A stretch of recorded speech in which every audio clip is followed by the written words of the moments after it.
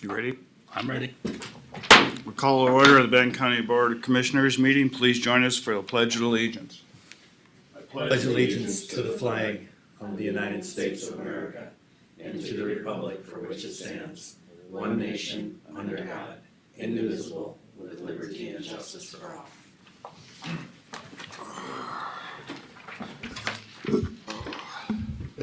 Well, good morning, everybody in the audience.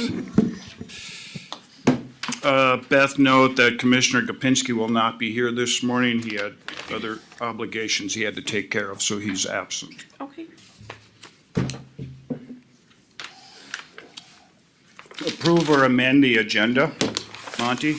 Mr. Chair, we would like to add consent agenda item number 7. It is an additional PACE special assessment for Eastgate LLC. Second, 905 as Roxanne's second item, an update on the Foley Odor Control Station facility location. And that's it. Move to approve the amended agenda, Mr. Chair. Second, Mr. Chair. One moment, please. Go back to roll call then too. Oh, he's excused. Commissioner Yeah, Gopinski but we is didn't even excused. do it. We don't have to do it. I just made Beth Okay. do that. I apologize, Monty. What was the second one for Roxanne? The second one is an update by Roxanne at 905 on the Foley Odor Control facility location. Yeah, this is issue with County Road 50. Okay. That's it, correct, the street number? 50? County 50. 50, yes. I think Michelle will also join in on that conversation, so. Okay, we got a motion and a second. Any further discussion on this? If not, I'll call the question. All in favor, say aye. Aye. Motion carries. Thank you. County board meetings are broadcasted live and video recorded on YouTube. Please refrain from speaking from the audience area and come to the podium so that viewers can hear you. County board observes Robert's Rules of Order for its meetings, so please obtain the board's chair's consent before addressing the county board.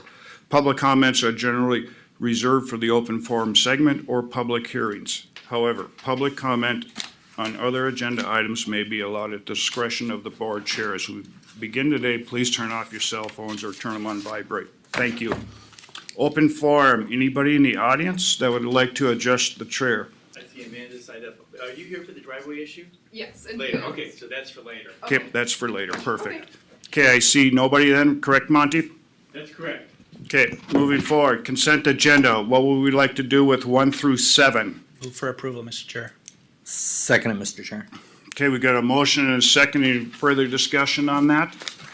If not, I'll call the question. All in favor, say aye. Aye. Aye, opposed, motion carries. Roxanne. Next is a public hearing on the minor final plat entitled Schwivel Estates. Roxanne, before we open the public hearing, we'll first hear county staff report.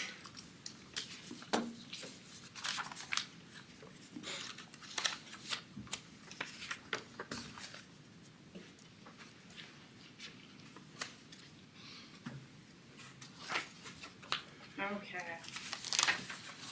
We have a minor final plat entitled Schwivel Estates. This is a 2-lot plat in Gilmanton Township. It's located just south of Highway 23 and to the west of the city of Foley. It is just outside of the orderly annexation area. Both of the lots are a relatively decent size. One is 8 acres and the other is about 6.5 acres. Both of those lots do have significant wetlands on them, so they are about half wetlands. And so with that, the septic sites on them, they are alternative septic sites. They do not support a type 1 septic. So it's an alternative septic site, and so they'll have restrictions on them, just notifying the potential buyers or future owners of those properties that they will need an alternative septic on them. With that, the township has approved this, and the planning commission has reviewed it last Thursday and given a recommendation of approval.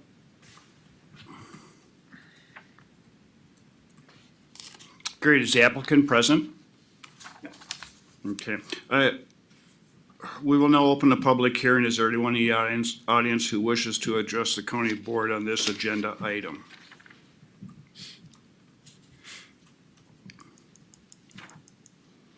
Final call, anyone wishing to address the county board? Seeing none, public hearing is now closed. Are there any emails, letters, or other communications read into the record? The township has approved this on October 11th. Okay, has the department received comments or concerns from the state agencies, cities, or townships on this agenda item? Any official action was required? It was by the township? Just the township did approve it. Okay, county board will now have time for questions of staff to discuss, and as a reminder to the audience, the public hearing portion is closed. Questions? Mr. Chair, this is a pretty straightforward minor final plat. Again, as staff recommend or announced that planning commission gave unanimous decision to move this forward, so with that, I'll make a motion to approve it. I'll second. Okay, we got a motion and a second. I have a question. When you say an alternative septic, what do you mean by that? So it's not on a standard mound system, the separation is different. It does require a drain field that's significantly larger. And so it requires more maintenance. Okay, thank you for that clarification. So Commissioner Pop. that was done by a licensed, they got a licensed septic designer or something and to look at that? Yes. Okay. Okay, we got a motion and a second. Any further discussion? With not, I'll call the question. All in favor, say aye. Aye opposed, motion carries. Thank you. Roxanne, next up.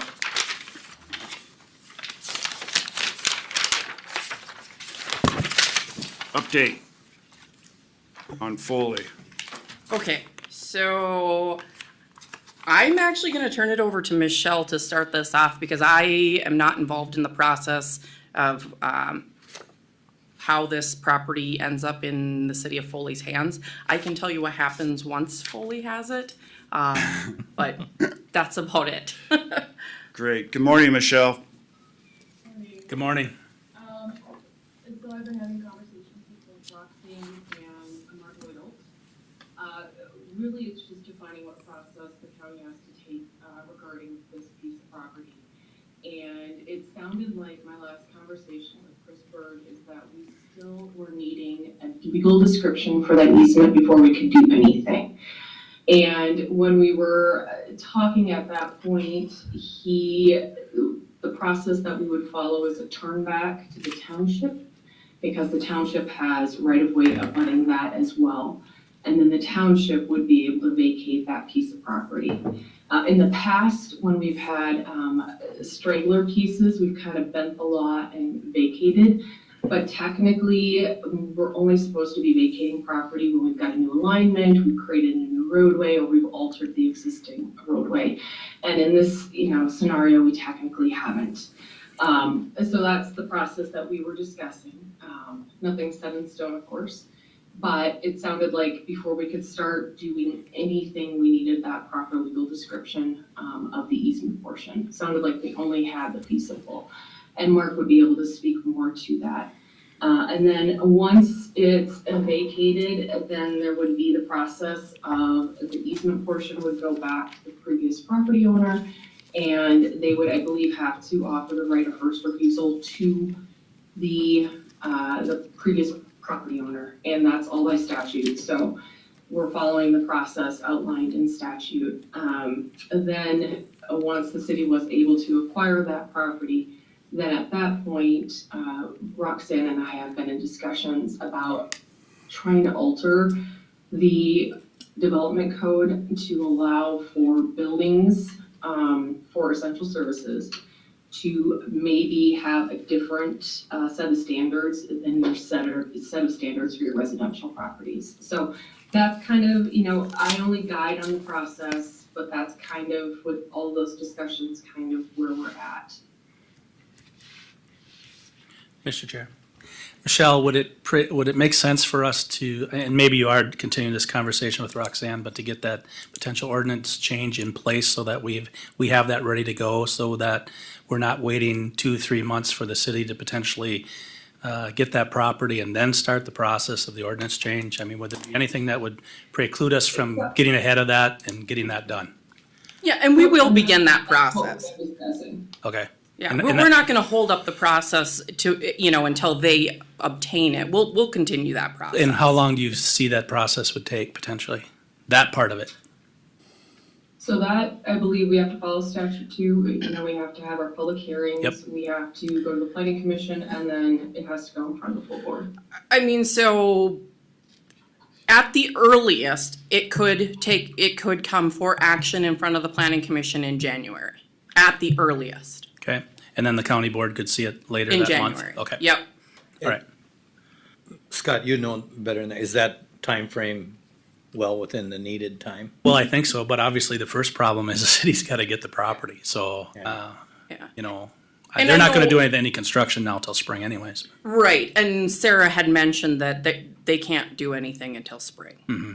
So, as long as everything's laid out for them by then. Mr. Chair, Keep and going. Mark, I don't know if you can, are you able to talk to us a little bit about the property description, where things are at with that she's missing? Yes. My understanding, we received the legal description for the actual fee title portion, but there's an existing, what's called a permanent easement adjacent to that. We haven't received the legal description for that portion. And who are we waiting on for that? That would be coming from the city of Foley or their consultant, Bolton and Mink. They provide us legal description of the fee title, but not, I haven't seen anything. I know that was a little bit of transition, but from talking to our county surveyor, they're gonna review that. Once it's received, we receive the legal description for that fee title portion and an exhibit, but we're still waiting a legal description for that permanent easement. Okay, thank you. May I ask a question? What action is necessary for the property then to revert to the hands of the township? The so-called fee title section, how does that work? So it would be the same process for both the fee title and easement. We would turn back that property. It's referred to as a revocation by statute, and that process would be that before we pass the resolution at the county board level, we would have to hold a public hearing at the township level and serve the individual supervisors with notice of that hearing, and it would be a 30-day requirement. So then at that point, once we held that public hearing with the township, then we could pass a resolution at the county level to revoke it back to the township. Michelle, you said at the township level, I didn't quite follow on, Yep, so we would need to serve the township officers personally okay. with a notice. We would have to publish a notice as well of a public hearing to be held in the town that's impacted. So I assume that we could hold it at the county board because I believe the town geographics borders are probably, or Foley might be within those. Otherwise, we might have to hold the public hearing at the town hall, but there is a requirement that we hold the public hearing within the town impacted. Okay, thank you. I'm just thinking through the process. So, Michelle, then how about the timeline in regards to, once you get the legal description for that permanent easement area, then you need to go back to the prior property owner first? Yep, so it's all dictated by statute. We wouldn't be involved with the property owner piece. We would just be involved with revoking it back to the township. And then the township would take it from there on potentially vacating it. So the city may want to have conversations with the town to discuss that. That's kind of outside of our purview. The reason why we would revoke it back to the town is because their public way is impacted. Oh, But then there's also the possibility that if the township then has that conversation with the prior landowner, that the prior landowner chooses not to, or chooses to take it back. Yep, and that is going to be the case regardless of the Yeah. process that we follow. Mr. Chair, so Scott, you probably know, or Michelle, has there been conversations between the previous landowner and them now, or I I mean, don't know if the city's had that conversation or not. this looks like something that could come back to haunt them. I mean, you know what the previous landowner's gonna think. I know what I would be thinking, you know, Well, that's up to the city to That's- negotiate. yeah, That's right, yeah, that's out of our hands. it's out of our So hands, but It's totally on them. Commissioner Johnson? I'm just thinking, yeah. No, you're thinking, that's why I'm asking. You got any further comments, concerns? I guess move forward, my comment would I- be move forward as fast as we can. especially with the stuff we have control of, Yeah. like the potential ordinance change and those type of things. And Yeah. I can certainly have a conversation with the city about getting that legal description. Okay, Monty? So one last question. So does Highway essentially have ownership of the process that Michelle just described, which essentially puts the property in the hands of the township? I just want to sort of be clear on that, who kind of owns that process? Yep.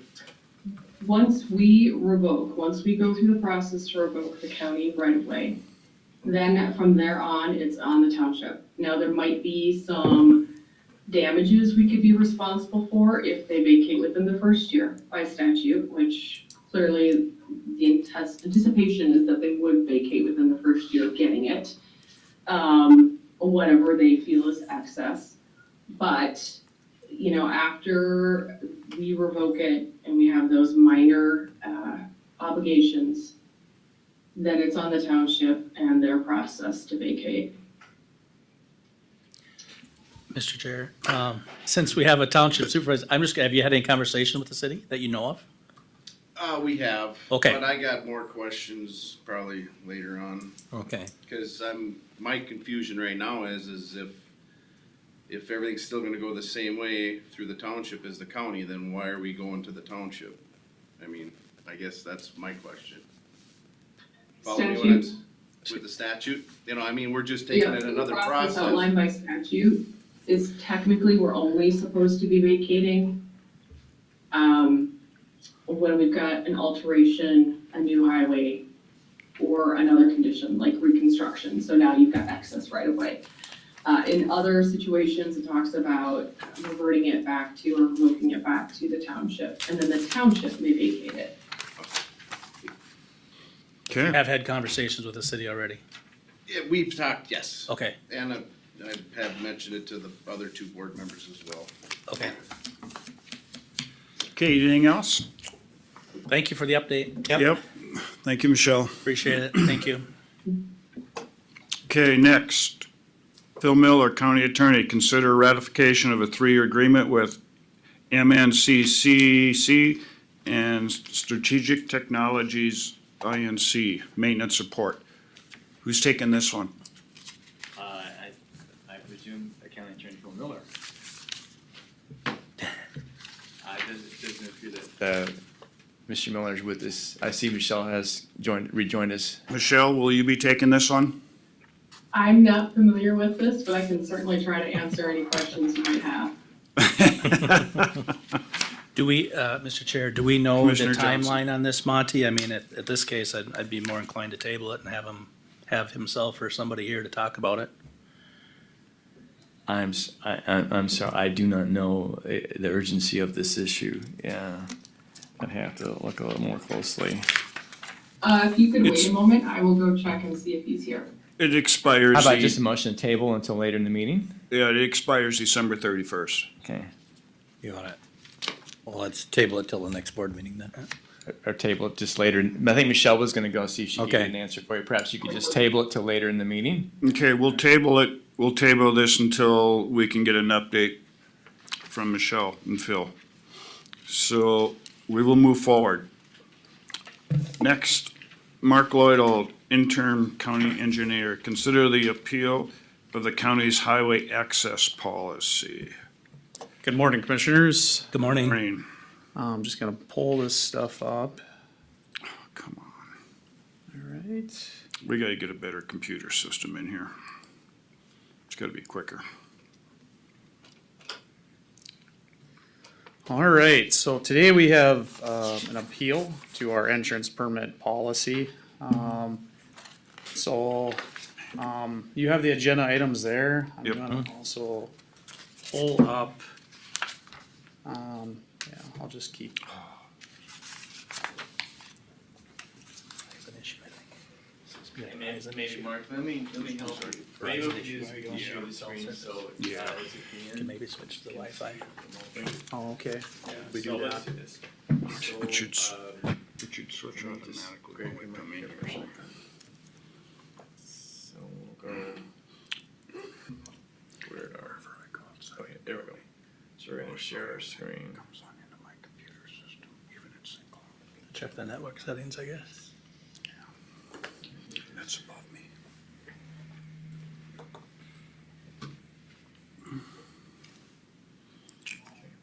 That way he can see what's on your screen. Okay, great. Well, this was, I think, tabled at the last meeting, so I think desire was Commissioner Pop would be present during this presentation, so anyways, pulled up here. Just minimize that. Let's see, go down to the bottom. Let's see if you can find it. Yeah, click on your, you wanna try an Adobe? I wanted to go to Beacon, so there Oh, we go. Beacon, oh, okay. Okay. All right. All right. Thank you for your patience. So anyways, the Flipsons are, I think, here today, but, just wanted to give a little background, with the parcel. So this is the Flipsons parcel. Currently right now, there is one entrance off of Casat 12. My understanding of this, there is a deeded ingress egress easement when they split this property, back in, I think, 2014, according to Beacon. But to provide access to this field over here, this parcel. But so it has an existing entrance there. It also has an existing entrance off of State Highway 25 that I can see. Anyways, we received the appeal on September 27th. To place, or the application to place an additional entrance. We were willing to grant another additional entrance, but part of the proposed location that the Flipsons are proposing was approximately 250 feet east of the existing driveway, which should be right here on this parcel line. I think the idea, and they can speak to it too, is that they would be able to connect to this existing field road, so the farmers could access that back field. And then also provide a direct access, instead of having to drive through their yard to access this parcel over here. Because I think the intent is they're planning on building a house here in the future. So we reviewed that. Part of our policy is a minimum of 330 feet spacing on minor collectors and below. You guys may have recalled, I think the last entrance permit that we worked with, it was on County Road 78, and that was a major collector. Major collectors now is a 480-foot threshold, so this is just below, so we'd be at that 330-foot spacing. The reason the spacing policy is there is for safety. It's to give drivers adequate, enough just time to perceive a hazard and make a decision. And essentially that 330 would only give them 1/2 of a second to actually make a maneuver to avoid, a potential hazard on the road. So it's protect the 495 people that drive in that every day, but everybody that's pulling in and out of those entrances as well. So there was when we received that, I was trying to think of different options. A couple options that were presented was to install an entrance here on this west side of the parcel. It'd be a shared entrance, so that way this field could be accessed. I think that wasn't desired by the applicant because they would have to, that the farmer, I guess, that would be using this east field would have to have a road that would kind of connect over to that parcel. Another option was to still abide to our minimum spacing would be to install an entrance 330 feet further to the east. So that would still meet our requirement. And then the other option I could think of was put it where it's at, but then you would need to apply for another entrance permit to move this existing entrance further to the west. So that'd be approximately right over there. So I did take some pictures in the packet of, so this is just the background, I guess, memo, and then this is the Flipson's appeal letter, the actual application. One thing, I think they desired to actually go wider than a 24-foot entrance, so new entrances that are greater than 24 feet, the permit fee would be $200. In this case, we received $100. This is their sketch kind of that they drew up with what they were proposing, and these are just the options kind of that I presented. Another option would be move this existing entrance over here, so that way the farm machinery isn't driving through the yard, and you would have, you'd still have the same amount of entrances out there. But anyway, so the next thing I want to present, this is their views from the street views. So this first picture here is the view of their current driveway. The second one, this is their proposed location, so approximately 250 feet to the east. It's pretty much, I think that's what they have the flags there for, is that's where they're proposed to put it. This is a view from the 330 feet spacing from the existing driveway. And then this would be a view from 300, if you would move the existing driveway west of where they're proposing, where that would line up. And I threw another one in here, and this would be approximately 300 feet, if you'd move that driveway 300 feet to the west.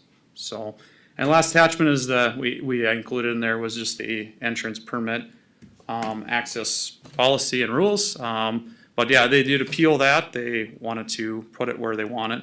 And I guess that's my presentation. I guess that, yeah, I don't know if there's any questions. Questions from the board? Otherwise, I would like to hear from either Mr. or Mrs. Flipson at this point in time. Yes. Please stand to the podium. Okay. If you would like to It'll speak be- instead of Dan. It will be Dan Oh, speaking, but okay. I Why don't we Just bring hang on him- a minute. Why don't we bring him back so the board can? Yeah, You can see Dan. Let's see here. I'm gonna I don't know if you can hear me or not. There we go. yes, we can. Yep, thank you, Dan. see and hear you. Yep, great. More. Good morning. Morning, Good guys. morning.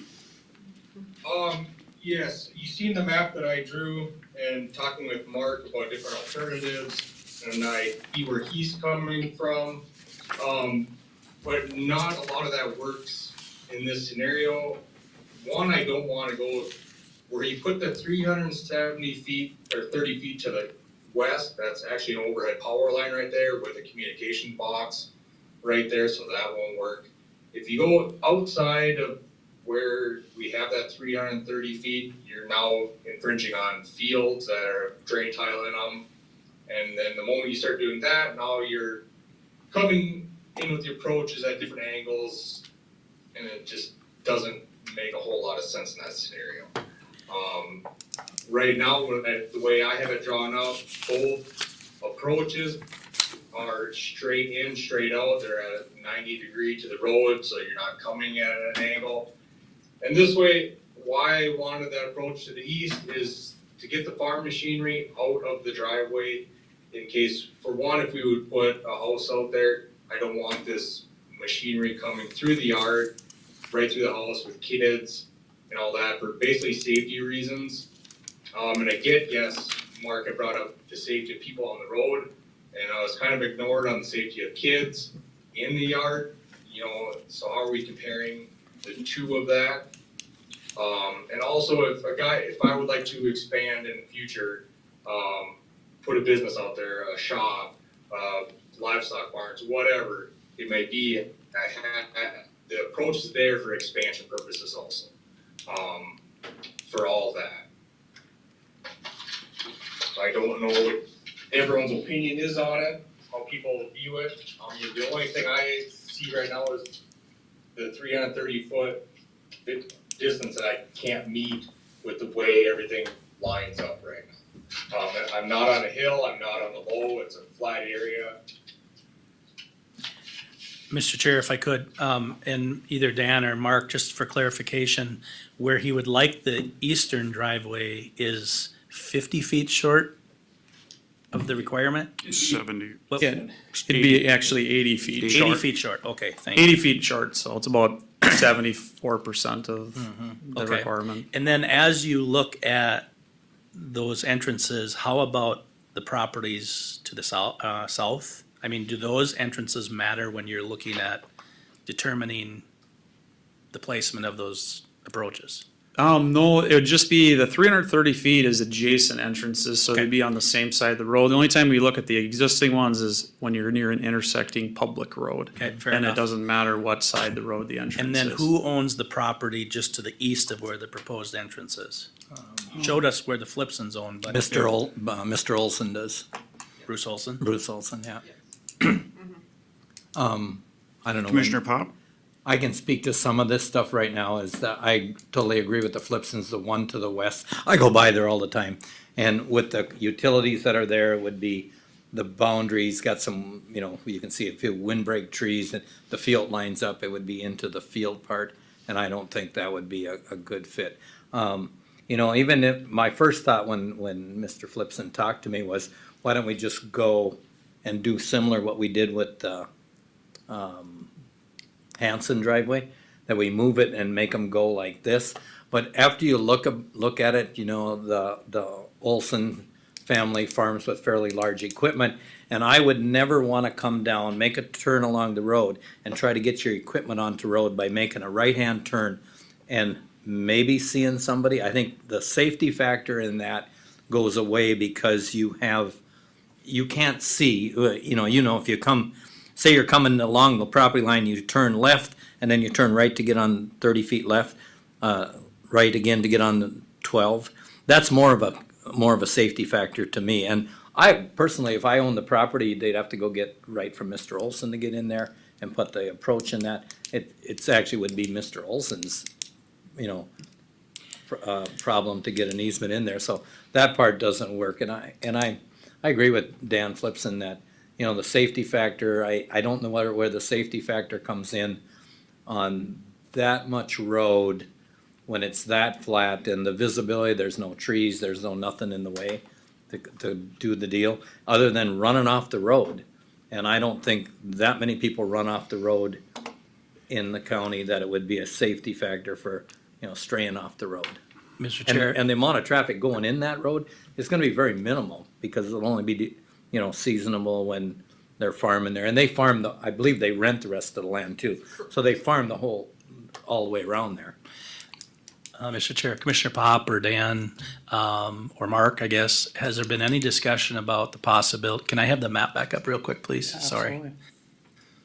About the possibility of that entrance going where they're requesting it, but the one that's existing, the actual entrance going away, and when you bring in the new entrance, you just hang a left to get back to your quote-unquote residential driveway? Do you know what I'm saying? Does that make sense? Yes, I get what you're saying, but then we're sharing an approach again. Okay, The yeah, purpose of this to separate these tractors aren't 10,000 pounds anymore. Like No, I understand. Drivers 30 years ago, they're 120,000 pounds. So that was the purpose of separating the two approaches, and then also with this design, both approaches are at a 90 to the road. So the vehicles and the farm machinery are coming straight to the road, so you have equal visibility left and right when you're entering the road for maximum viewing, maximum safety, all that. Okay. Every time you put a corner in a driveway, every time you put an angle in a driveway, it creates a turn. Now you have blind spots, you have hazards. Yes, we all know that. thank you. Commissioner Schlangen? Mr. Flipson, with the entrance on the east is going to be the entrance for the farm equipment, and the one on the west would be for for personal use? Would be personal, basically the residential house, you know, and then the east would be basically commercial agriculture. So my question is the existing approach, and if you move it west, it'd be right by the tree there, you say there's power lines and everything right there? The overhead power comes in the buildings right there, and then also that's where, when they just installed all the fiber optics last year, that's where all the fiber optic boxes are buried under the ground right there.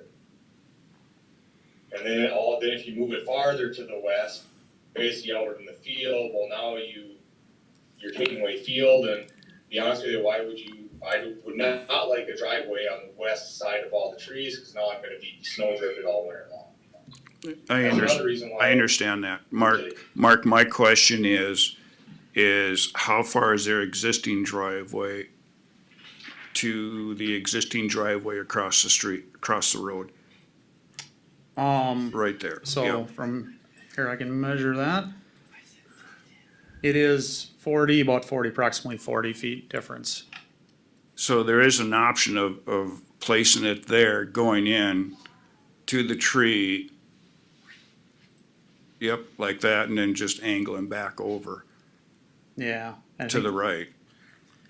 But if that's, Mr. Chair, if that's the case, you're still looking at you're still short a distance, you know? Well, at least we're You not. picked up 40 feet of it. We picked but- up 40 feet, so now it'd be only 290 feet or something like that. Yeah, and then I think part of, that'd probably be, just let me measure it here, I guess. This is, obviously, these lines aren't perfectly accurate. No, but I you're- understand, so that'd be You're meeting about 305. 305 feet, and plus part of the policy with new entrances, wherever possible, to line up with the existing. The idea is that your conflict points are in the same spot, so you're not staggering them out where you have somebody, sorry, pointing with my finger on the screen that you can't see, but you have people turning in right here, and then you have people turning in right there.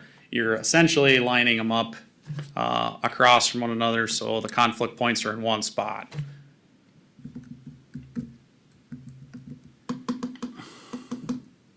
So that would be, that'd be a possibility. It'd be under the 330, but it's But it'd be definitely, closer it's definitely Than would be 250. safer. Yeah. It'd be a And safer location than 250, I guess. Commissioner Pop? I guess I'd like to ask the Flips if they explored that issue or not, or if it's something they could work. No, I get what he's saying, move it across from the other one, but then now I'm gonna have to angle in or do something weird with the existing driveway creating. Is that now gonna be a perpendicular driveway, or are we going to be looking, having coming into 12 from the driveway at an angle? Okay, Well, the whole idea is to come into 12 straight. right. Okay, that's the whole idea. Yeah, new entrances would be perpendicular within the county road right of way. Beyond that, they'd be able to, I guess, whichever way they'd want to come in to the county road right of way, that would be up to the Flipsons. We only deal with up to the county road right of way. Highway Department doesn't deal with beyond the county road right of way. I'm just trying to figure out how we can get you closer to 330 than the 250 for that big approach to the east. Commissioner Pop? Sure. I guess, yeah, that would be nice, to get that, and I guess if it was a residential driveway where they were coming, to the east, where they were coming in at a,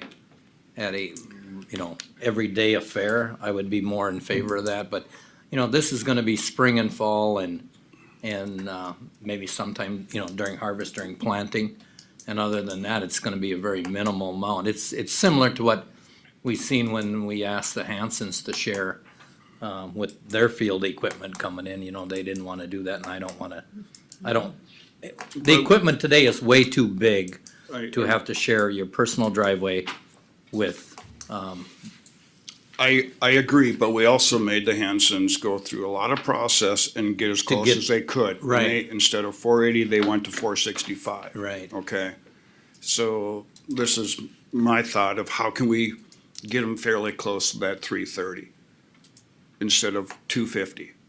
Yeah, and then the 300 would be approximately, that's kind of the view. Might be a little bit closer to the existing entrance, but maybe that's a balance, I guess. But the only thing, it would require another entrance permit for that existing entrance to be moved. But we could waive that if they decided to move the existing entrance to the east 20 feet or whatever, it would be 40 feet, I believe. To the west. Or to the west, yep, 40 feet in that picture you're showing, and they're putting a new entrance to the east, a wider entrance. I mean, I'm sure we can figure something out, Mark. Yep, no, that'll, how far That's a- back is the shed that's sitting behind there? It's got the little gray roof.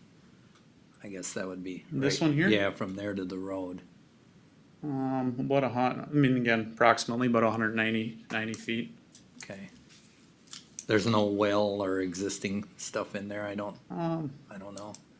There is a well right alongside the existing That's what driveway. that's what I thought, where the well is there too. Well, either way, the well's gonna be on one side of the driveway regardless. Cause right now it's on the west side of the driveway anyway. Is that the well we see in the photo there? Yep. That's the well right there. So back to the other I map, think. can we see how far the well is from the center line? Please?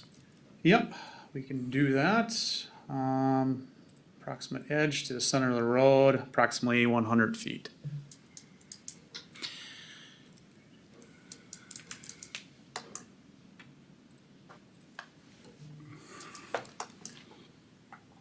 I gotta go through another picture here.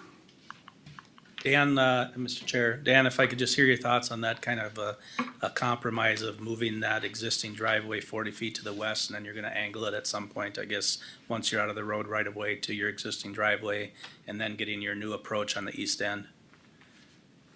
Thoughts? Thoughts on that is, I don't like angled driveways. That's my biggest thing on that, even though be close to coming in at a 90, and I get where you guys wanna move that across from the other one. I'm not shutting it down, I just don't like angled driveways. The driveway there is, it's installed, it's proven to hold up, it's already there. So it's kinda not the most favorable thing to rip out a perfectly good driveway for a distance of 30 or 40 feet, but I guess that's the way you guys are looking at it. Is it a concrete driveway? What- No, Well, it's gravel. Right now, they just redid the road, so it's tarred up 10 feet, Mhm. Yeah, and then we hauled in a bunch of, about 4 loads of crushed concrete, or crushed, granite. rock in, and we've made that all a basin now. Mhm. So, there's a lot of money already invested in that one in the last 2 years after the road. And then, yeah, there's a picture of the existing driveway, so I think you would be able to maybe salvage the, concrete rock and all that, they could potentially do that. I don't know, I just, To me, it's a And lot then of, also, if you move it 40 feet to the west, are you gonna make me put a culvert in there, or are you gonna consider that still the high point? Now, we gotta look at another issue of drainage then. I think you could be able to shape since it's 40 feet, you'd be able to shape the drainage, the ditch to still, after you remove that one, to still drain both ways, one, from each direction of And the. then, now when I tear that one out, then our fiber optics gonna be, when they trench through the driveway, they're gonna be low enough that I'm not gonna hit all that now. I guess that'd be a question for, I don't know if is that Benton Co-op, Dan, Mr. Flipson? Do you know? Yeah, Yeah, generally, they go 2 feet, but looking at taking out 4 feet of driveway. and I know I- they worked with a number of entrances in the right. past. I think if they had to utilities lower- are the lesser the problems to me. Exactly. I'm feeling more about that it's a lot of monkeying around for 40 feet. for 40 feet, yeah. don't When you know. look at the whole thing and I look at the safety factor, I don't see a safety factor in granting this 270 feet or whatever. 250. I just, I think it's more of I agree with what Flipson's had said about the safety being more lining on their kids than actually on the people on the road. If they had to go use this for existing field traffic and that. And my understanding is that they're putting up a shed right now out on the property. They're gonna build a house and create a fair amount of tax dollars coming forward to the county. So with that, Mr. Chair, I would move to grant the permit to have lesser than 330 feet at 270 and put it on the property line to the east. I'll second it. Okay, Mark, clarification, what was the exact? 250 feet. That's what I thought. Well, 250, 270, So we're gonna go from the requirement of 330 to 250. 250, yeah. Okay, we have a motion and a second on that. Any further discussion by the board? If not, I'll call the question. All in favor, say aye. Aye. Opposed? Aye. Motion carries. There you go. Thank you. All right, so Very I will, much. with that, I will put the special provisions and we'll have the board chair sign the permit with that, Okay. so. Thank you, Mark. Thank you. All right, thanks. Thank you. Thanks for showing up, Amanda. Now an update, Mr. Lloydell. Yes, commissioners. All right, just, I think the idea is to give you a weekly update or a bi-weekly or every board meeting, give you an update of different things that are going on. Currently working on our surveying for construction projects for 2023. So we've been doing that. We're trying to get out of the field. Having some difficulties with utilities being actually located so we can put them on our plans. It's one of the requirements of state aid, actually putting those on our construction plans. But we're working on that. We're also additionally collecting a lot of our culvert inventory, looking at our culverts for this upcoming construction season, making sure they need to be replaced. On the maintenance side, we can look outside and we see some white stuff on the ground. So our snow plows are out and about yesterday and today, plowing and sanding and de-icing on the roads. So just update on construction and maintenance. State aid funding, the latest estimate is that they'll be down 7%. So for this coming year, but that number is not finalized by any way. But I just wanted to bring it up to the county board that affects our construction allotment and our maintenance allotment. So at 7% right now. A closer estimate will be provided on December 7th. Normally, the challenge with these is they're not at good times, for the county, I guess, in which we set different our budgets and all that. And normally we don't. The official letter doesn't come out until usually the end of January.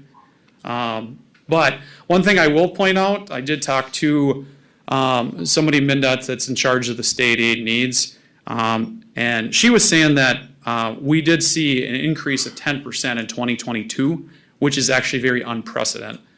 And I've seen that great of an increase. She said the major reason for the reduction is the motor vehicle sales tax. So you can imagine a lot of the dealership slots aren't as full as they used to be. And so that kind of makes sense. The result, I guess, of the cut would be $190,000 in construction and $138,000 in state aid.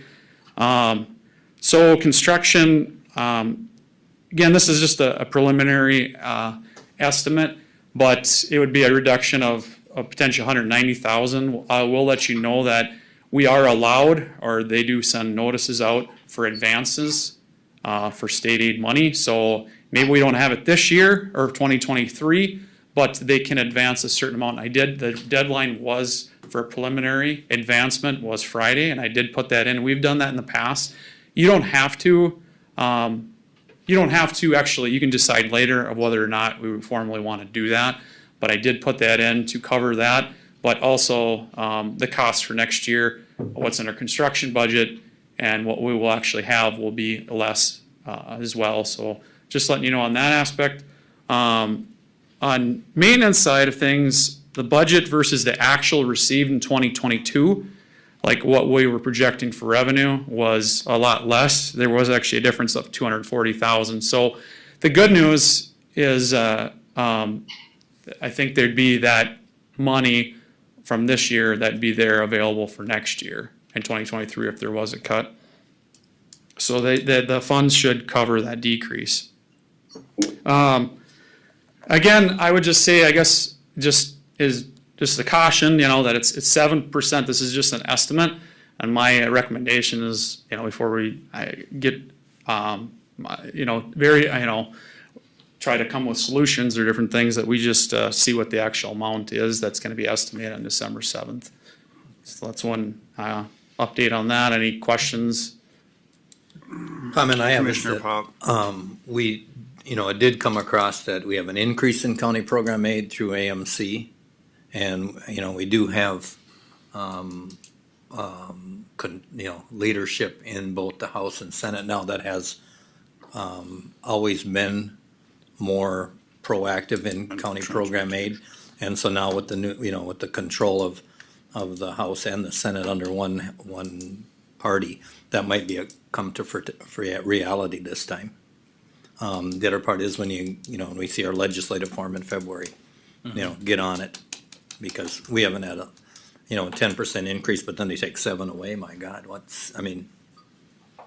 So I think we can work on that and we can help that we don't see that kind of cut.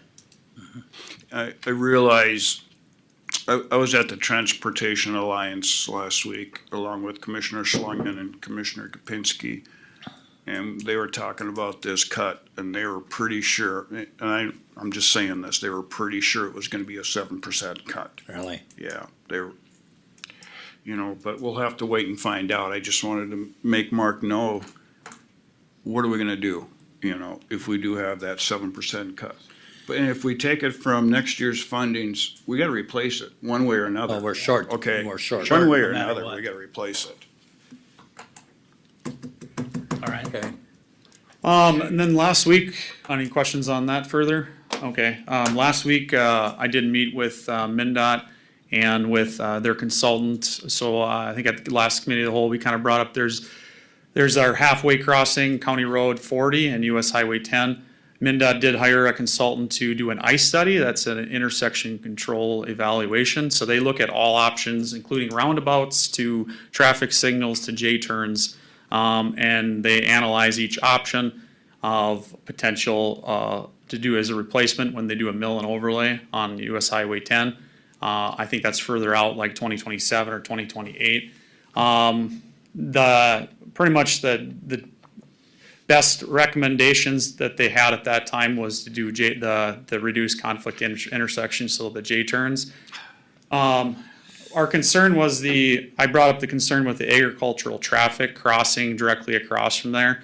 As if you know that site there on County Road 40, I guess I can just pull it up here just quick to give you a little bit of a visual.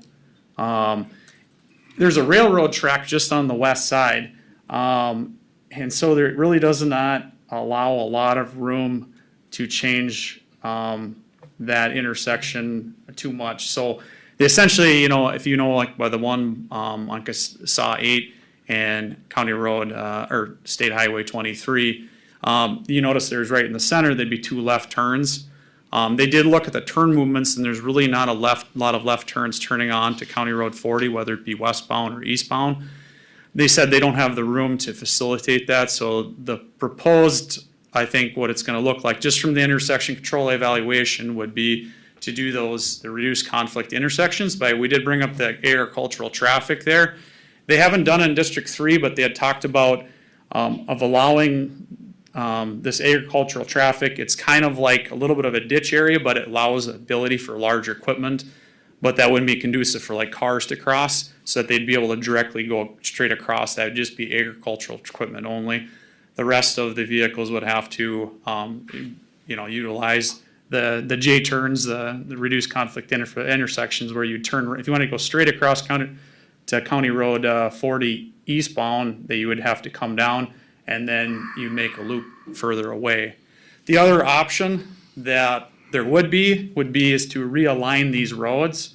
County Road 40 would intersect somewhere down here, or you can call it County Road 78, and this would be all realigned down here to cross a new spot. The big downfall of that would be, we'd be looking at millions of dollars that the county would have to secure for realigning those roads right away, and then that railroad crossing is very spendy. It sounded like the recommendation would be to keep the alignment currently where it's at, but to put a reduced conflict intersection in at that location. So it's nothing finally decided, but just bringing that as an update to the county board. How much say are we gonna have in this?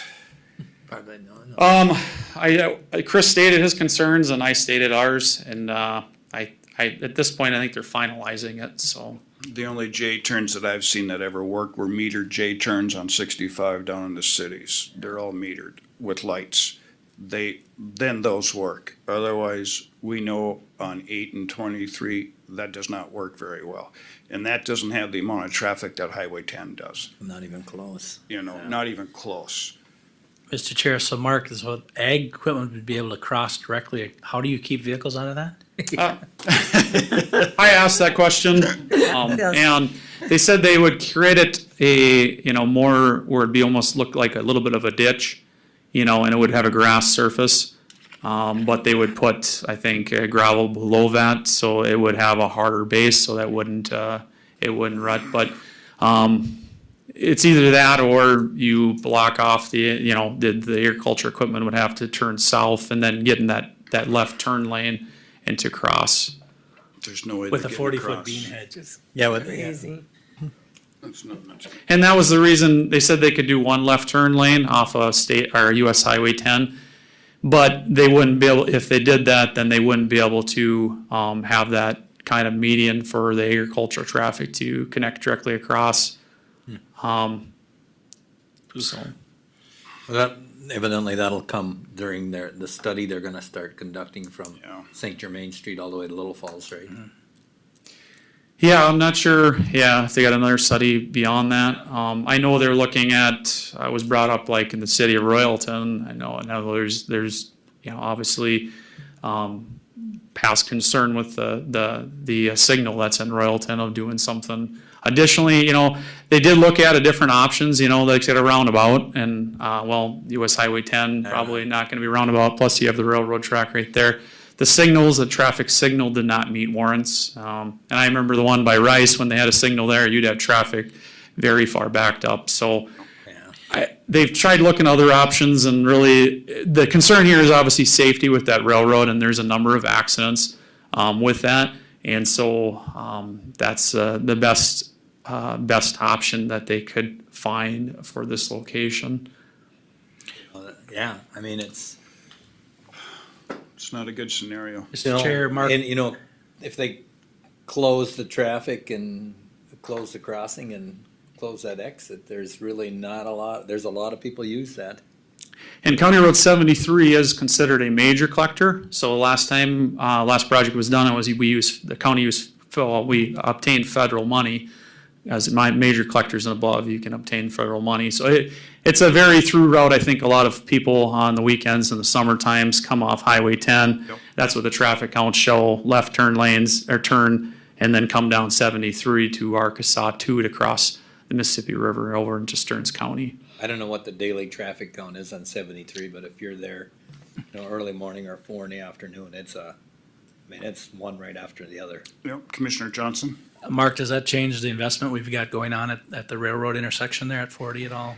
Yeah, well, and the challenge right now is, and that's the thing, is they were saying that rail would probably need to be widened, and I wasn't really a lot of part of those conversations with BNSF in the past, so I'm not sure if that's what they're proposing now, or at the time of the project, that rail crossing would have to be widened.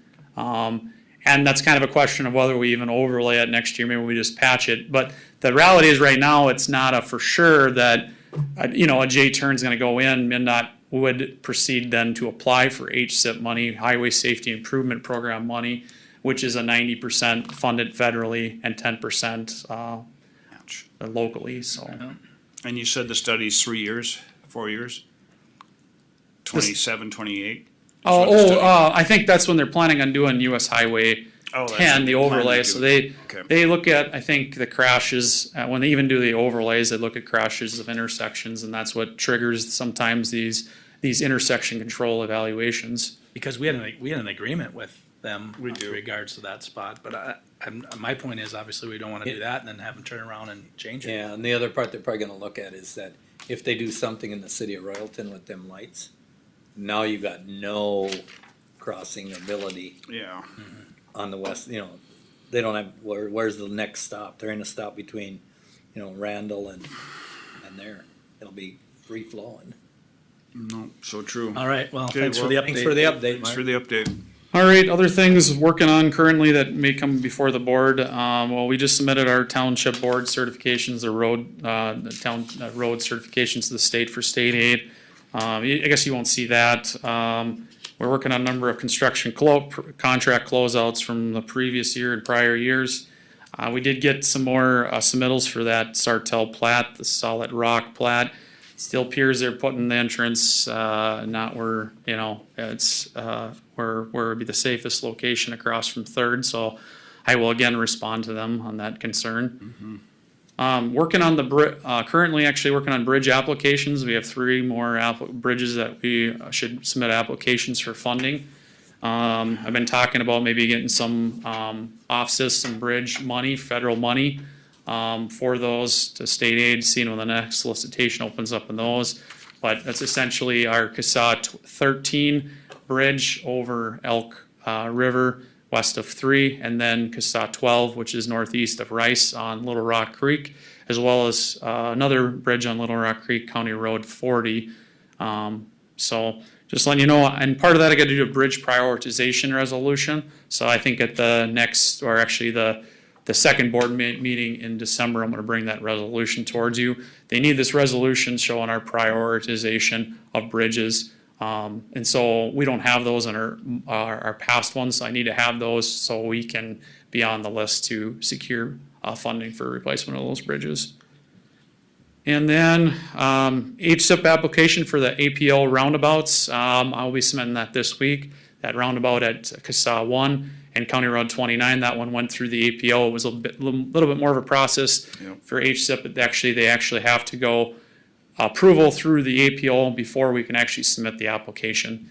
So I'll be doing that this week. And then I'll be working on the 7W federal applications for 7W and the APO. And I heard back from the MPCA yesterday on our MS4 audit. They had some more questions. And they said they're going to send me an email, which I haven't received, but probably got some more work and responses to the PCA. And that's all I had for updates for you today. Mr. Johnson? One quick question, Mark, in regards to the certification of the township miles. Is your office responsible to check their certifications, or are they on their honor on their certifications to you? We send those out to every township, and they send a form back certifying that they are maintaining these for, I think, at least, I have to look it up, I think it's either 8 or 9 months out of the year. Okay, So thank they you. are certifying us, and then we take those numbers. Yep. I just check it to make sure the math adds up and put them on our So you letter. don't physically go out and say, hey, you've got your certified 90 miles here or something. Are you really doing it? No, That's I not- guess I don't think that was a past practice. I haven't this year, especially. I'm not saying being- it's a problem, I'm just asking how it works. Yeah. I think okay. the townships are on the hook when their chair and their clerk sign that. They're on the hook. That they're certifying. That they're certified, That- yeah. Yeah. Okay. All right, thank you. Yep, thank you. I did notice up on the screen, County Attorney Phil Miller had joined us. So Okay, we'll go right to, If you wanted to Yep. possibly, we'll go to Phil right now. is Phil still there? He's there. There he is, yes, he is. Good morning, Phil. Good morning. So we'll get to you. Ratification of the 3-year agreement with MNCCC, Strategic Technologies Incorporated, maintenance support. Go ahead, Phil. Right. Really, most of this has been handled through IT, and Steve Stang. The NCCC has been working with, again, our electronic file maintenance, we call it MCAPS, that MCCC had kind of taken over from the County Attorneys Association, which had started this. And one of my staff attorneys, Natalie Schiffroll, has been working on some updates with the programming. I talked with Carl Schmidt, who will be my successor in office, and he and I were in agreement that we should go ahead and work this at least for the next 3 years, see how this update and the programming works. Figure 3 years should be enough to figure out if the updates are gonna be worthwhile or not. And if they are, great. If not, then there are other electronic file management systems that would be a possibility. But this would give Carl a chance to get a little bit more settled in office, kind of figure out what he wants to do. I was a bit reluctant to go out and start working and soliciting proposals for new electronic file management as I'm leaving office. So I guess that's why, in large part, looking for agreement for to go with another 3 years with the MCCC and MCAPS. Okay, Commissioner Johnson, questions? Nothing. Commissioner Pop? Mr. Chair, I'll move for the ratification of the 3-year agreement with MNCCC as presented. Okay, I'll second it. okay, we got a motion and a second. Any further discussions? I have a question. That seems like an awful lot of money that we're paying out for, like millions of dollars for all this stuff. It's totally, Phil, do could we you, really do that? could you explain the dollar amount? So the annual support is $475,000? That's in total for all the county attorney's offices that are still part of it. That is Okay. not falling on Benton County by any stretch. Okay. That is for all the remaining county attorney's offices that are part of MIN-CCC. And so it's really more, I think it's like $2,000 per computer per terminal, Right. Okay, which is just a little bit more than it has been. Mhm. So it is a slight increase and, but, yeah, it's either that or solicit new electronic file management and doing that, but no, it is not, Benton County is not responsible for the $400,000 annual. I would have ran from that, if that was the case. Yeah, it's stated in our packet, it's $2,200 okay. per attorney, so Per attorney. it is stated in our packet, though. Thank you for that clarification, Phil. Certainly. Commissioner Schlangen, got your questions answered? Okay, we got a motion and a second. Any further discussion? If not, I'm gonna call the question. All in favor, say aye. Aye. Opposed? Motion carries. Thank you, Phil, for joining us. Thank you. Thank you, commissioners. Have a great day. You too. Okay, next, I will turn it over to the Human Services Board Chair, Commissioner Johnson. Thank you, Mr. Chair. We'll call our Human Services Board to order. Bob, we need anything off the agenda? I have no changes. Okay, is there a motion? So moved. Second. Motion is second to approve our agendas. What's the word I want? Sorry, I'm drawing a blank. As presented, thank you.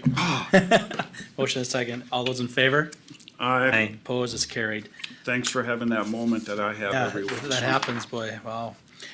Move on to the consent agenda. There's one item on there. What are your wishes? So move for approval, Mr. Chair. Second? A motion is second to approve our one consent agenda item. Any further discussion? Hearing none, all those in favor? Aye. Opposed, it's carried. Bob, consider the grant contract for adults who lack access to health insurance. I'm gonna ask Nikki Knowles to come up and talk about that, so. Morning, Nikki. Morning, Commissioners. Good morning. It's a meeting grant that we had applied for earlier this year for, to serve the underinsured in Benton County. The majority of the money will go towards our homeless outreach worker, who we've been using other grants as well to fund. So this is a grant for $25,000, again, a one-time money, grant opportunity from DHS. Okay, any questions for Nikki? Yes, the question I'm sorry, Commissioner. Go ahead. Mr. Go Chair. ahead. Go ahead, Commissioner Heinen. So we're awarded the $25,000. What are we actually gonna use that for? So that will be for any clients in the community that are served by either our outreach worker or our current adult mental health case managers, that people who do not have insurance. So that would not be billable funding through MA or any other insurance funding for us. So we'll be able to do that service for the clients and be able to receive the money for DHS for that time. I guess a further question, do we have any idea how many clients potentially that would help? Any kind of guess? We don't. The Okay. biggest thing is just going to be for those clients who are homeless, who do not currently have health insurance. So the majority of the work will be done applying for medical assistance to be able to get them on insurance, to be able to get them additional services. Okay, And furthermore, we would be doing it anyway. sure. So the 25 grand is just icing on the cake to help pay for some of the staff time. Okay. All right, So move to accept. okay. I second that.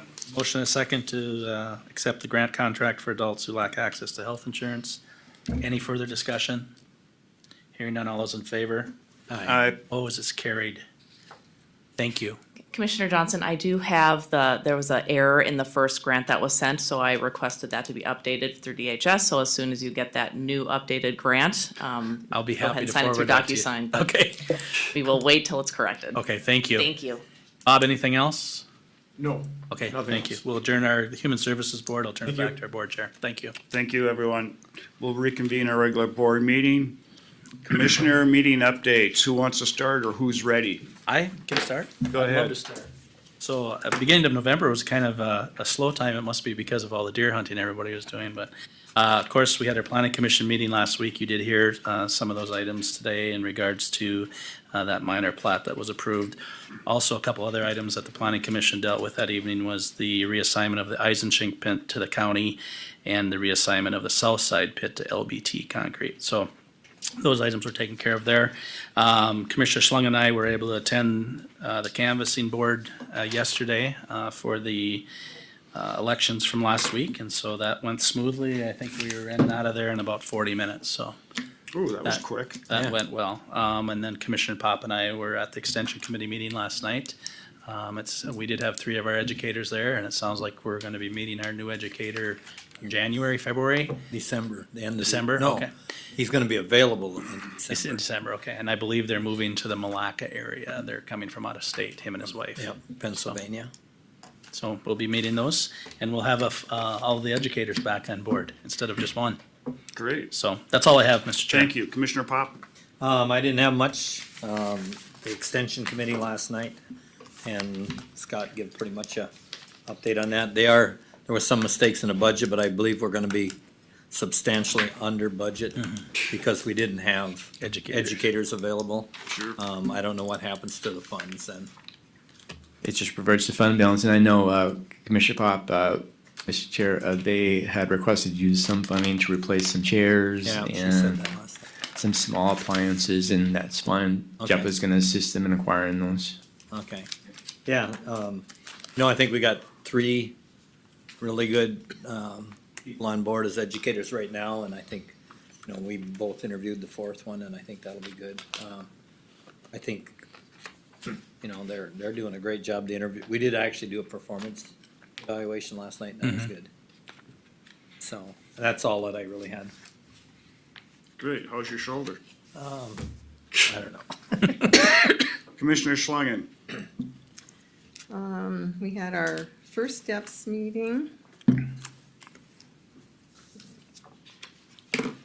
Went through budgets and all the services that they've done.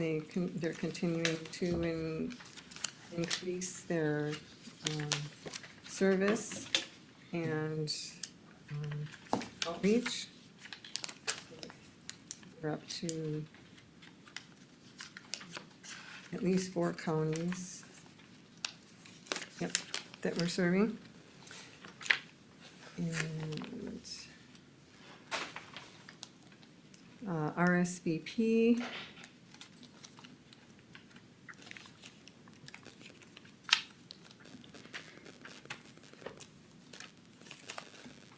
They're working on suicide prevention and wellness centers.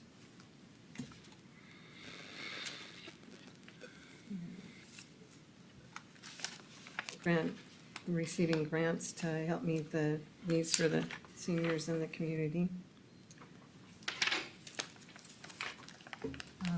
Let's see, Council on Aging.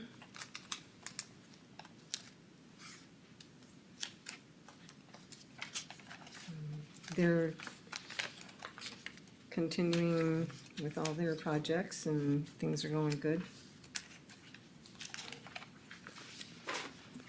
Let's see.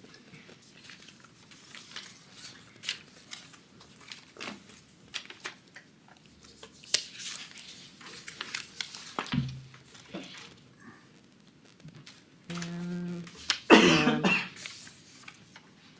GSDC had their investors and partners meeting and had their awards for the local businesses. Career Force.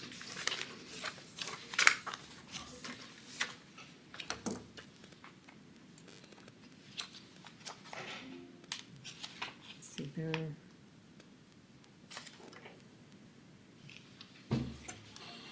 They're down with providers to give the services in-home.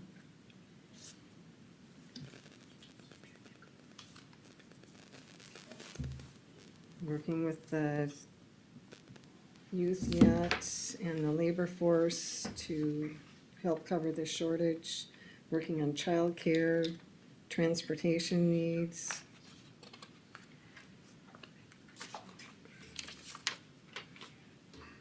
And we had criminal justice.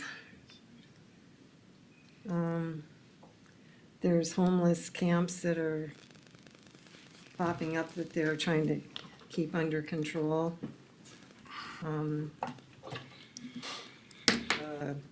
Dallas Place has purchased the Thrifty Hotel, and they're gonna work at using that for helping with the homeless, and they're Well, not sure how they're We don't know if they're gonna, qualified to do that. we don't know if they're using it for helping with the homeless. We have not got clarification on that Yeah, so one. it hasn't been settled through the county anyway. Actually, it's through the city of St. Cloud, they City. have to go through all of that.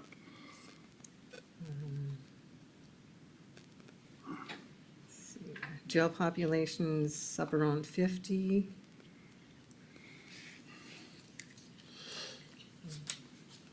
They're having problems with the GPS devices on people that are out on their own and trying to keep track of people yet.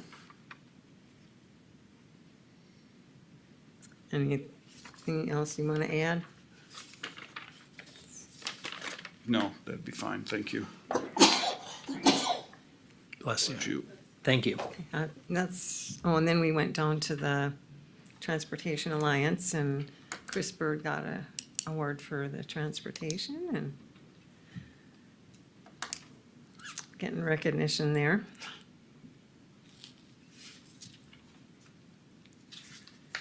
Trying to figure out funding for statewide projects. Is that it? Yep. Okay, thank you. I too was at the Transportation Alliance meeting, yep, and Chris did get an award, and it was for Street Up the Hill too again, of course. That was a good showing. I too was on criminal justice, just like Commissioner Schlangen said. Same with Career Solutions. Actually, I sent a memo out to all the board members to let them know of their responsibilities, to read their packet ahead of time if they got any questions. Please ask them instead of opening their packet at the meeting, because I was very perturbed 2 meetings ago, because I am chair of that meeting and I was not happy. So we sent that memo out to everybody to reassure that they need to know what their responsibilities are when they sit and serve on committees. They've also gotten better about sending the materials online for you to look at too. Well, and you're right, for those people that have the hard copies, electronics, they come immediately. So it's up to everybody's responsibility to do their job. Otherwise, don't be on the committees. Let's see, what else did I have? And I guess, other than union negotiations, that's it. So, moving forward, comments or concerns, commissioners, anything? Nope. Great. Set committee of the whole. Monty, All right. Number one, get the calendar out. yes, and in your board packet, you have some suggested committees of the whole. The first would be your initial meeting with GLT Architects to begin discussions about the property across the street and potential remodeling. You can see the dates that were identified by Evan Larson from GLT. These would be the week of November 28th.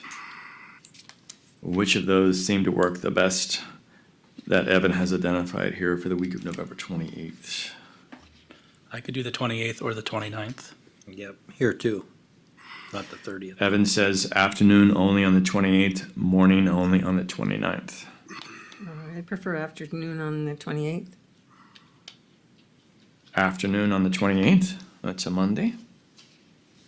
So, that gonna work Commissioner for Sung, did I hear everybody? you say earliest, or as early as possible? So like maybe 1 p.m.? That works for me. 1 p.m. Ed, 28th, 1 p.m. Mr. Chair, I was contemplating inviting all department heads to that meeting. Does that sound okay with you all? Or would you prefer this be initially a board, This is- I would A prefer board a board, decision. Yeah. I would prefer a board update first. a board update first? That's I'm my glad- preference. I'm glad I asked. Okay. Certainly want to have them involved, but I Not think we now, need to not meet right with them first. Initially, board, thank you, okay, well, all right, that sounds good. Okay, moving on, it's time of the year to have a final review of budget, levy, fee schedule changes, elected official salaries, and to throw in the kitchen sink, Roxanne would like to also discuss the possible SSTS ordinance, and again, that's for the Eagle View Common Septic System. I wanted to suggest you some dates. Since this is primarily for budget levy review, I think it probably should occur after your TNT hearing. So, but of course, before final budget and levy adoption, December 20th. The dates I want to suggest to you could be Friday the 9th of December, Monday the 12th, or Wednesday the 14th. The 9th, the 12th, or the 14th of December. 12th, we have a human services cow, did we not? You do, yep. How long are you expecting this one to last? Well, there's a lot here to talk about. Typically, I could see this and probably not going more than an hour, right? Elected official salary, there's usually quite a bit of discussion there. Yeah. But I would say we probably could keep it to an hour, yeah. I guess I'd like to have, if we're gonna do it after human services, Same day?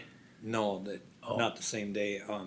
This is a little bigger this year than before because we got new elected officials coming in and we have to discuss That's true. where their salaries They're- are gonna and be, they're- what we expect. I have meetings December 14th, and I have meetings December 16th. How about Friday the 9th? That's a potential conflict for me, but I don't know yet. And that's after we've Then done that's after AMC all week. AMC and board meeting all that week. So that Bob's gonna hate me for this, but the one on the 12th is that's a standing quarterly. Yeah. We could possibly move that one to some other.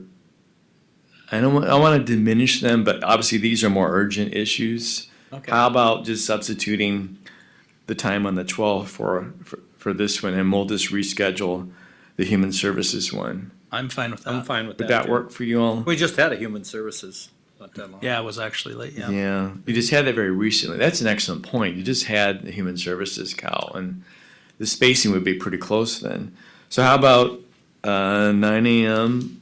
on the 12th for the budget levy, fee schedule, elected official salaries, and then the SSTS ordinance.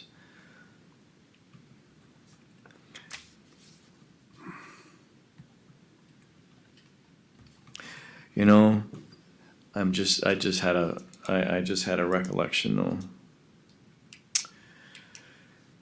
Roxanne told me, of course, that she would want Michelle to be a part of this discussion about the SST ordinance, and Michelle has court on Monday mornings.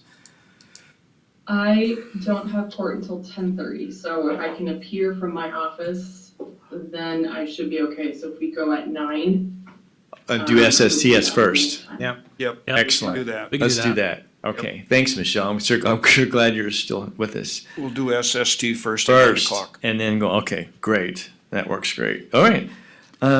So we're set there, 9 a.m. on the 12th December for all those things. Lastly,